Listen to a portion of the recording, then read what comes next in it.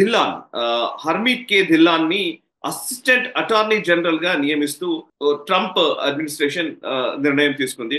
నిజానికి ధిల్లాన్ ఎవరు అనంటే యాంటై మోదీగా చెప్తున్నారు. మోదీ వ్యతిరేకిగా ఆమె ట్వీట్స్ కానివ్వండి, ఆమె వ్యవహార శైలి కానివ్వండి కనిపించింది. అండ్ పూర్తిగా ఖలిస్తాన్ ని సపోర్ట్ చేస్తున్నటువంటి వ్యక్తిగా మనకు తెలుసు. సో ఖలిస్తాన్ ఈవెన్ నిజ్జర్ హత్య వెనకాల భారత్ హస్తం ఉంది అన్నట్టుగా ఆమె ట్వీట్ చేసినవి కూడా మనకు తెలుసు కనిపిస్తున్నాయి. సో బేసికలీ ధిల్లాన్ని అసిస్టెంట్ అటార్నీ జనరల్ గా నియమించడాన్ని ఎట్లా చూడాలి? ఇప్పటి వరకు ట్రంప్ నియామకాలన్నింటిలోనూ కూడా అందరూ భారత అనుకూలులే ఉన్నారు. మొట్టమొదటిసారి ధిల్లాన్ ని అనౌన్స్ చేయడంతో లేదు లేదు భారత వ్యతిరేకిని కూడా ఆయన ప్రోత్సహిస్తున్నట్టుగా కనిపిస్తోంది.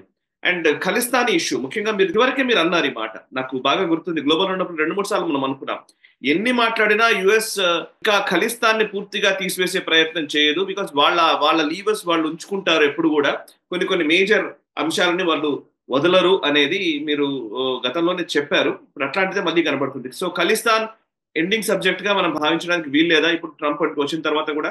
తప్పకుండా ఖలిస్తానీ లీవర్ అన్నది వాళ్ళ దగ్గర ఉంచుకుంటారు, పెట్టుకుంటారు వాళ్ళు. ఎందుకంటే ఇది అమెరికన్ డెసిషన్ ఒకటే కాదు, America, Canada, UK, Australia, New Zealand, 5 ice వీళ్ళందరూ కలిసి ఈ యొక్క అంశాన్ని ముందుకు తీసుకొస్తున్నారు. ఎందుకంటే మిగతా ప్రపంచంలో సిక్కు సమాజం ఎక్కడున్నా కానీ కూడా వాళ్ళు ఖలిస్తానీలుగా ఎందుకు లేరు? ఈ 5 దేశాల్లో మాత్రమే మనకి ఎందుకు ఖలిస్తానీ ప్రాబ్లం ఉంది అంటే ఇది ఆ ప్రభుత్వాలు దాన్ని యాక్చువల్గా పోషిస్తున్నాయని మనం అర్థం చేసుకోవాలి. ఇప్పుడు హర్మీత్ ధిల్లాన్ ఆవిడ టేక్ ఓవర్ అయిన తర్వాత ఆవిడ చరిత్ర ఏంటో మనకు ఆల్రెడీ తెలుసు.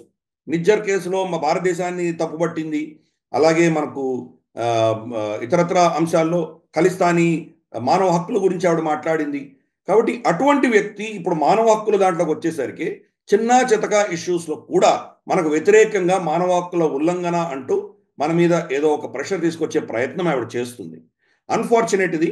కానీ ట్రంప్ క్యాబినెట్లో మనకు నలుగురు మన పక్షాన్ని నిలబడేటువంటి వాళ్ళు ఉన్నా కానీ కూడా ఈ ఒక్క పొజిషన్ మాత్రం మనకు వ్యతిరేకంగా ఉన్నది. చూద్దాం మరి దాన్ని ఎలా హ్యాండిల్ చేయాలో, ఎలా ట్యాకిల్ చేయాలో చూద్దాం మనం. బహుశా మనం కూడా కొంత అగ్రెసివ్ స్టాండ్ కొన్ని విషయాల్లో తీసుకోక తప్పదు. లేటెస్ట్గా మనం అదానీ మీద వీళ్ళు చేసినటువంటి పిచ్చి అభియోగం ఏదైతే ఉందో దాని దృష్ట్యా అదానీ ఏం చేశారంటే, అదానీ కంప్లీట్గా అమెరికా నుంచి ఫండింగ్ ఏదైతే రావాల్సి ఉండిందో ఆ ఫండింగ్ని ఆయన తిరస్కరించారు. దాంతో ఇప్పుడు అమెరికా లీవరేజ్ శ్రీలంకలో పెట్టుకుందామని అనుకున్నటువంటి లీవరేజ్ ఇప్పుడు అమెరికాకు లేకుండా పోయింది. కాబట్టి మనకు కూడా తెలుసు అమెరికాని ఎక్కడ దెబ్బ కొట్టాలో అక్కడ కొడతాం మనం. బట్ అన్ఫార్చునేట్ ఈ యొక్క మానవ హక్కుల ఇష్యూలో మనల్ని ఇబ్బంది పెట్టడానికి మాత్రం కొన్ని ప్రయత్నాలు జరుగుతాయి ఈవిడ అక్కడ ఉండడంతో. బట్ ఏం చేయలేం మనం. 100% మనకు ఫేవర్గా ఉంటుంది అని ఎప్పుడు అనుకోక్కర్లేదు. మనం ఇంతమందిని డీల్ చేసాం. మోదీ గారు ఒబామాని చూశారు, ట్రంప్ని చూశారు, బైడెన్ని చూశారు. కాబట్టి ఆయనకు చాలా అనుభవం ఉంది. కాబట్టి వీళ్ళని ఎలా డీల్ చేయాలో ఆయన ఆ పద్ధతిలో డీల్ చేస్తారని మనకు నమ్మకం ఉంది. కానీ అన్ఫార్చునేట్ బరాక్ ఒబామా ఇప్పుడు మొత్తానికి ఈ ఎలక్షన్ రిజల్ట్స్ గురించి ఒక సందర్భంలో మాట్లాడారు.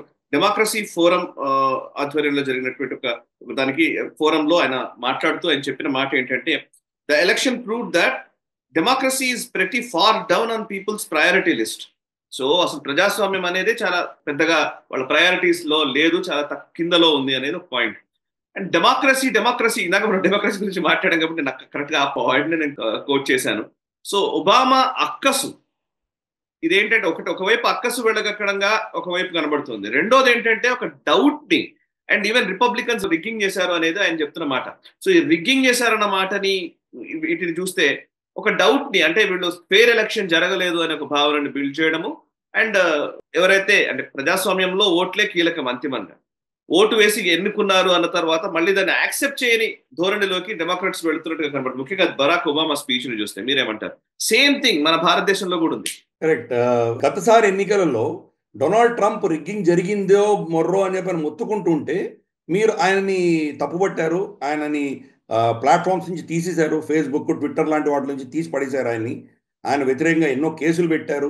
క్యాపిటల్ హిల్ మీద జరిగినటువంటి రైట్స్ మీద మీరు కేసులు పెట్టారు. రిగ్గింగ్ జరగలేదు, చాలా పారదర్శకంగా జరిగింది అని చెప్పారు మీరు.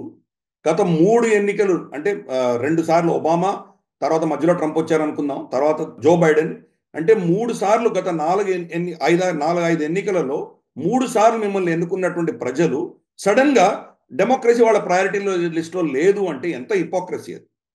అంటే ఉంటే డెమోక్రసీ వాళ్ళకి లిస్ట్లో ఉన్నట్టు, మీకు వ్యతిరేకంగా ఓటేస్తే మాత్రం డెమోక్రసీ లిస్ట్లో లేదా? సేమ్ మన దేశంలో కూడా అదే కదా పరిస్థితి. ఈవీఎంల మీద ఇప్పుడు సుప్రీంకోర్టుకు వెళ్తున్నారు. ఈవీఎంలు మీకు పనిచేసి మీకోసం మీకు ఓటు వచ్చి మనకు బెంగాల్లోను, తర్వాత తెలంగాణలో, కర్ణాటకలో, మనకు హిమాచల్లో, ఇక్కడంతా కూడాను మన కాశ్మీర్లో ఇక్కడంతా కనుక మీరు గెలిస్తే అది ఏం పర్వాలేదు, చాలా అద్భుతంగా పనిచేస్తున్నాయి. అదే హర్యానాలోను, మహారాష్ట్రలోను బీజేపీ గెలిస్తే మాత్రం ఈవీఎంలు చాలా పనిచేయవు, ఈవీఎంల వల్ల వీళ్ళు ఏదో హ్యాక్ చేస్తున్నారు అంటే ఇదే నెరేటివ్ ఎక్కడ చూసినా కానీ జరుగుతుంది, మనకు అర్థం చేసుకోవచ్చు. అందుకనే అమెరికాలో కూడా ఈరోజు ఒబామా లాంటి వ్యక్తి, అతను ఆల్రెడీ 2 సార్లు, 2 ఎందుకు 3 అందాం, ఈవెన్ జో బైడెన్ ప్రభుత్వం కూడా ఆయనే నడిపించారు కాబట్టి 3 సార్లు ఆయన గవర్నమెంట్ నడిపించిన వ్యక్తి, ఆయనకి ఎంతటి హేట్రెడ్, ఎంతటి అక్కసు ఆయనలో ఉన్నదో మనకు అర్థమవుతుంది. అబ్సల్యూట్ హిపోక్రాట్ నంబర్ 1 అటువంటి వ్యక్తి ఆయన. ఇన్ఫ్యాక్ట్ క్యాంపెయినింగ్లో బ్లాక్ పురుషులను ఉద్దేశించి మీరు కనుక డొనాల్డ్ ట్రంప్కి ఓటేస్తే అసలు మీకు చీము రక్తం లేనట్లు లెక్క, మీరు అసలు మనుషులే కాదు అంటూ ఆయన స్పీచ్ ఇచ్చింది, వైరల్ కూడా అయింది అప్పుడు. అంటే ఈ సమాజంలో ఉన్నటువంటి వ్యత్యాసాలను ఓటు బ్యాంక్గా మలిచే దిశగా నిర్లజ్జగా ప్రవర్తించాడు ఒబామా. అదే ఇప్పుడు కూడా అటువంటి స్టేట్మెంటే చేస్తున్నాము. ప్లస్ అది ఏమంటున్నాడు, జ్యుడిషియరీని మీరు వెపనైజ్ చేస్తున్నారు అని చెప్పి ఒక స్టేట్మెంట్ దీంట్లో ఈ స్పీచ్లోనే ఇచ్చాడు అతను, డెమోక్రసీ ఫోరంలో మాట్లాడుతూ. రిపబ్లికన్స్ జ్యుడిషియరీని వాళ్ళు వెపనైజ్ చేశారు అంటున్నారు. నిజంగా జ్యుడిషియరీని వెపనైజ్ చేసింది ఎవరు? ట్రంప్ మీద ఇన్ని ఫెలోనీ ఛార్జెస్ ఎప్పుడో 20-30 ఏళ్ల క్రితం కేసులన్నీ కూడాను, ఎవరో ప్రాస్టిట్యూట్ తోడు ఆయనకున్నటువంటి సంబంధాలు ఏంటంటో ఎక్కడెక్కడో తవ్వి ఆయన మీద కేసులు వేసి ఆయన మీద అరెస్ట్ వారెంట్లు ఇప్పించింది మీరు కాదా? పైపెచ్చు జ్యుడిషియరీ అసలు పనిచేయట్లేదు దేశంలో, జ్యుడిషియరీ సరిగా లేదు అని చెప్పి తన సొంత కొడుకుని తర్వాత 1500 మందికి క్షమాభిక్ష పెట్టినటువంటి జో బైడెన్ గురించి ఏమంటాం మనం? అంటే జ్యుడిషియరీ పనిచేయనటువంటి జ్యుడిషియరీని వాళ్ళు, జ్యుడిషియరీ ఎవరి మాట వినట్లేదు అని మీరే చెప్తూ దాన్ని వీళ్ళు వెపనైజ్ చేశారనడం ఏమైనా అర్థం ఉందా? ఇప్పటికి కూడా డొనాల్డ్ ట్రంప్ మీద చాలా కేసులు ఉన్నాయి. ఆయనను అరెస్ట్ చేసి ప్రెసిడెంట్ని కూడా జైల్లో పెట్టగలరు కావాలంటే, అంతటి శక్తి వాళ్ళకు జ్యుడిషియల్ దీంట్లో ఉన్నది. కాబట్టి అక్కడ కూడా ఏంటంటే judiciary supreme court of USA వేరే, ప్రతి స్టేట్కి సుప్రీంకోర్టు ఉంటుంది. డెమోక్రాట్ రూల్డ్ స్టేట్స్లో మీరు సుప్రీంకోర్టును వాడుకొని న్యూయార్క్లో, ఇతరత్ర ప్రాంతాల్లో మీరు డొనాల్డ్ ట్రంప్కి వ్యతిరేకంగా ఎటువంటి దాన్ని జ్యుడిషియల్ని అస్త్రంగా వాడుకున్నారో అందరికీ తెలిసిన విషయమే. అంటే ఎంత నిర్లజ్జగా ఇటువంటి ఆయన చేసిన తప్పులన్నీ కూడా అంత మన రిపబ్లికన్స్ మీద పడేస్తూ మేము తెలియదు, మేము చాలా పుణ్యాత్మలము, మేము చాలా పునీతులము అని చెప్పుకుంటున్నాడంటే ఎంత హిపోక్రాటో చూడొచ్చు. ఒబామా డీప్ స్టేట్కి ఒక పెద్ద అసెట్.